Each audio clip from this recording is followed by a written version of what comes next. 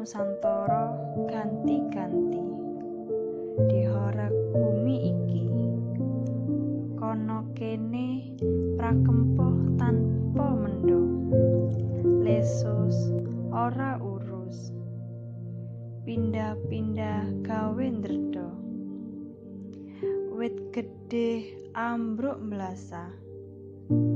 omah bubrah udan salah mangsa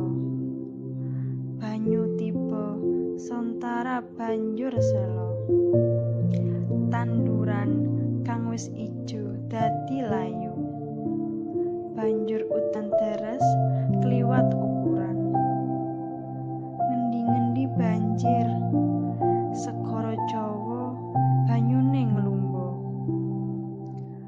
duh sengsarane kawula ilang pangarep-arep panen sawah keblebek banyu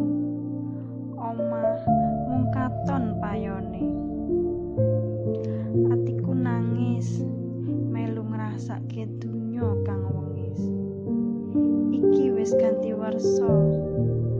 muga Gusti paring pangapura kawula suwa kupiya nanggulangi kabeh rupedha kanthi sengkut makarya